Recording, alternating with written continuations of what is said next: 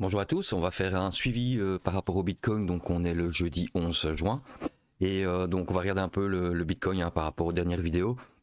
On va suivre aussi, et on m'a demandé de refaire une analyse sur l'or, le pétrole et alors le dollar. Donc ici, on va aller sur, je prends exprès un graphique vierge, donc je suis sur Binance, sur le Bitcoin, donc on peut revoir vite le daily, mais le daily va pas encore vraiment nous annoncer beaucoup de choses, si ce n'est que on a cette descente, donc on voit ici en rouge de la Tenkan, et ici donc de la Kijun qu'on fait pression à la baisse, mais on voit qu'il y a quand même une résistance des bulls par rapport à cette descente passive. Donc on peut constater déjà ceci en daily. Donc je rappelle, hein, on est toujours, depuis qu'on a cassé donc ce point bas du 6 février, tout rebond, il faudra vraiment s'en méfier. Surtout qu'on avait vu, hein, au niveau ici du plat de la SSB, donc daily autour des 70 940. Donc voilà ce qu'on peut voir en daily. Donc on a la Shinku qui a énormément de temps avant de refaire une préparation. Donc on va avoir avec son dernier point bas pour l'instant potentiel encore 19 jours. Donc si je reporte à 19 jours, on est au mardi 30 juin. Donc voilà, faudra se méfier déjà de cette date-là, mais on avait vu, hein, dans la dernière vidéo, que jusque fin du mois, il va falloir faire attention, mais qu'un rebond était, ou en tout cas une latéralisation était possible pendant encore le courant de ce mois de juin. Et par rapport donc au Montly, on avait donc la descente à partir du mois prochain de la Tenkan passivement.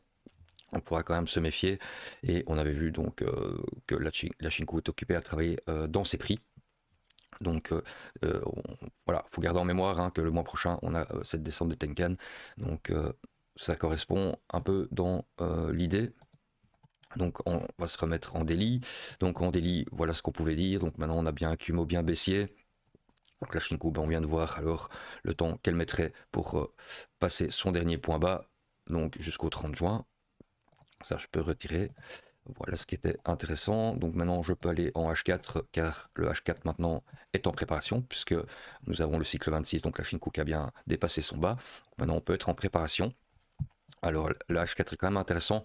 D'abord, premièrement, on a quand même eu une belle réaction de la nuit, ce qui permet on va dire, de résister à la pression baissière du croisement, donc ici du Kinkoyo. Et on voit donc que la SSB entame donc toute sa baisse, et qui nous reste maintenant par rapport donc au futur croisement du Kumo. Il pourrait nous rester donc un jour. Donc on va regarder si les bulles pourraient résister d'ici donc ce vendredi à 10h du matin. Donc la bougie de 10 à 14h peut être intéressante, en tout cas pour la session US de vendredi. Donc voilà un peu l'indication qu'on peut avoir donc par rapport à la SSB et au croisement futur du Kumo. Donc ça, c'est quand même des éléments positifs.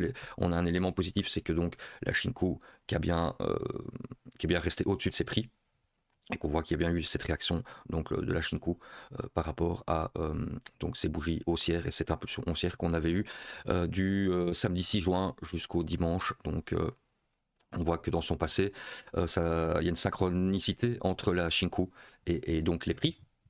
Alors ce qu'on peut faire aussi, c'est cadrer et faire les bornes, hein. Donc je vais prendre le bas. On va avoir donc au croisement, premier croisement, et voilà pour l'instant le bornage pour moi. Donc on a le haut ici à 65 488. Il va être important, donc si Bitcoin revient tester son haut, vu qu'il maintient pour l'instant, donc il maintient le milieu ici du prix centré à 62 300, on pourrait se dire qu'il vient en tout cas retester cette borne haute. Donc on garde en mémoire, hein, qu'on a toujours quand même une pression baissière. On a sur les unités de temps supérieures largement des pressions baissières qui peuvent s'activer. Ici en H4, on a quand même des éléments positifs. Et maintenant, on a cette cible de la borne à 65 000, donc autour des 65 500. Donc si Bitcoin vient retester les 65 500 et donc cette SSB, cette zone-ci, mais voilà, faudra bien surveiller ce qui peut se passer s'il y a des rejets, et voir un peu le retracement qui pourrait donc s'effectuer à ce niveau-là. Donc en H4, on a le cadrage, on peut aussi rajouter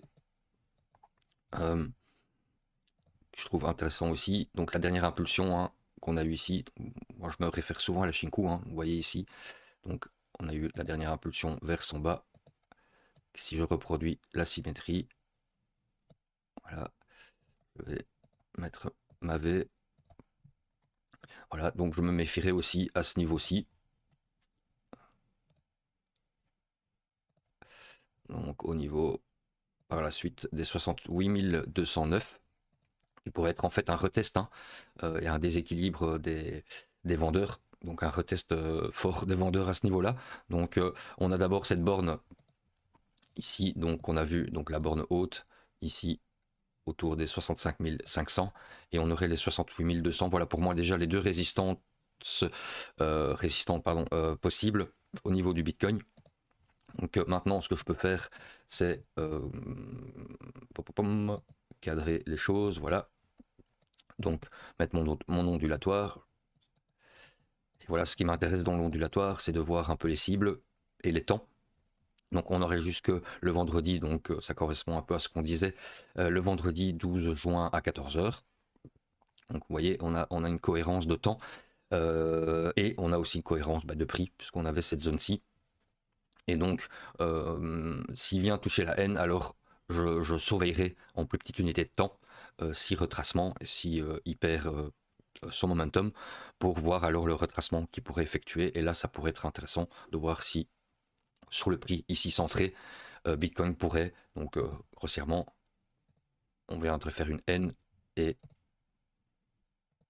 voilà, c'est très théorique, hein, retoucher cette zone-ci et voir en plus petite unité de temps s'il y a une réaccumulation pour continuer alors sa hausse qui, pour moi, si ce plan s'effectue, alors j'ai toujours mon idée que je vous avais montré à la dernière vidéo, l'idée de l'ASM ici autour des 70 900, qui va être pour moi l'endroit crucial hein, que je vous avais dit pour Bitcoin, pour continuer sa baisse par la suite, parce qu'on a toujours l'idée, rappelez-vous, du daily, où en daily, ben, on a donc la vague principale ici, qui pouvait nous amener dans le courant du mois de septembre autour des 37 000, 39 000, qui est tout à fait possible. Donc voilà un peu mon idée. Donc il faut suivre de toute façon avec Ishimoku au quotidien, jour après jour, voir ce que les piliers de l'Ishimoku nous montrent et voir comme je fais là, donc avec les temps,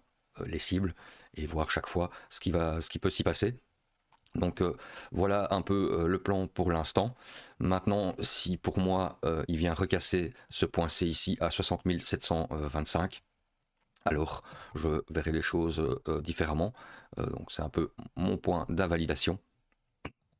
Et là, alors, on pourrait aller retester le bas du range H4 pour l'instant, voire peut-être même le casser. Mais voilà, pour l'instant, on a du soutien. Donc, je ne suis pas encore dans ce plan-là. Il y a du soutien. Voilà, on a eu la réaction qu'il fallait pour pouvoir remettre dans le bon sens les unités de temps inférieures. Donc maintenant, voilà, on va se méfier quand même dans la prochaine bougie de 4 heures. Donc on a encore 3 heures ici, donc dans le courant de l'après-midi, fin d'après-midi, voir si cette réplique baissière ici, dans son passé, pourrait venir influencer le prix. Donc ça, il va falloir un peu faire attention. Mais voilà, en soi, l'idée, c'est pour les haussiers de voir si le marché va nous montrer de venir au moins retester cette borne haute. Voilà pour Bitcoin. Alors on va passer donc sur, pour l'instant, le gold. Voilà, le gold, je vais un peu expliquer mon idée. Donc le gold depuis son ATH ici donc à 5602, donc on a ce retracement. Et donc j'ai pris plusieurs choses intéressantes. D'abord les bornes, hein, donc on aurait notre prix centré ici au niveau des 4759, qu'on voit qu'il a fait résistance et qui a renvoyé le cours à la baisse. On a la borne basse ici de notre range possible au niveau donc des 3915, donc à voir s'il viendrait retester son bas de range et voir la réaction en cas de retest ici. Donc ça c'est intéressant. Ce que j'ai aussi remarqué, c'est vraiment ce bas, alors bon c'est un peu loin, mais c'est toujours intéressant de voir son passé. et de voir les forces opposées. Donc pour moi, ce bas ici qui s'est effectué le 15 mai, jeudi 15 mai 2025, est pour moi important parce que c'était le dernier bas avant toute l'impulsion. En tout cas, le premier bas significatif du range ici avant d'envoyer à la hausse.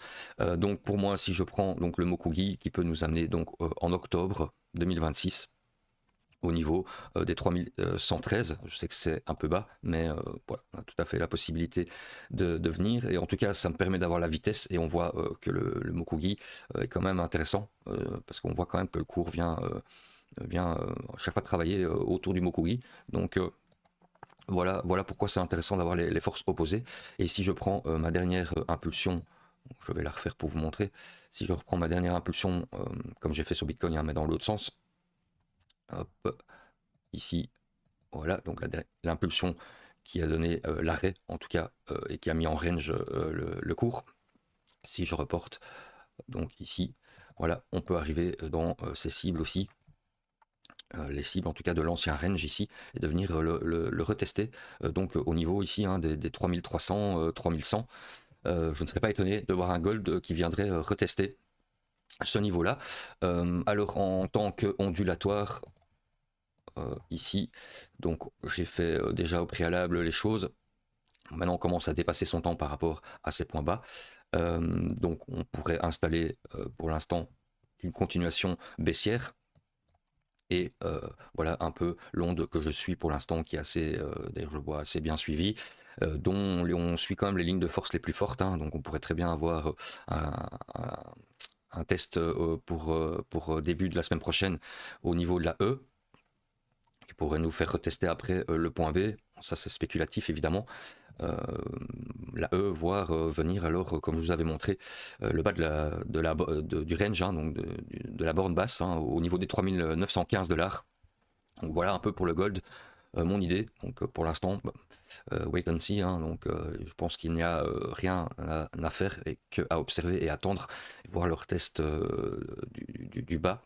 Et s'il vient ici dans le bas, alors ça peut être intéressant de voir s'il latéralise pour effectuer quand même un petit rebond, mais je trouve que pour l'instant le gold, tant qu'il reprend pas son prix centré ici à 4760, je verrai plutôt les choses à la baisse pour l'instant.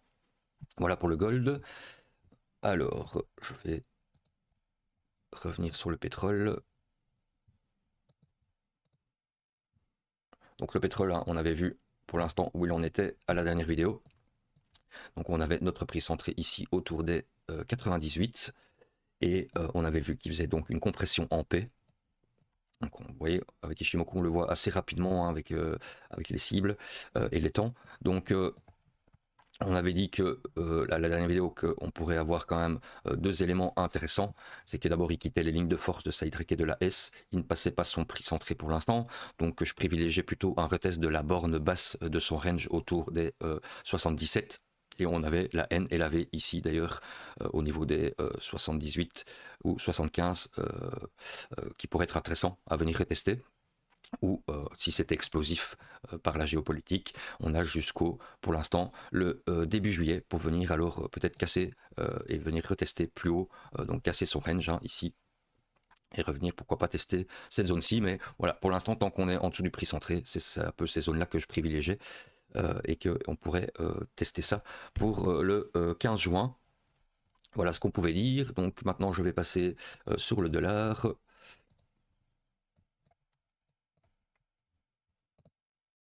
Voilà. Et donc le dollar, ben, on avait vu que pour l'instant, il avait donc bien cassé son dernier haut ici, qu'il est venu retracer donc sur son prix centré de son range ici au niveau des 98.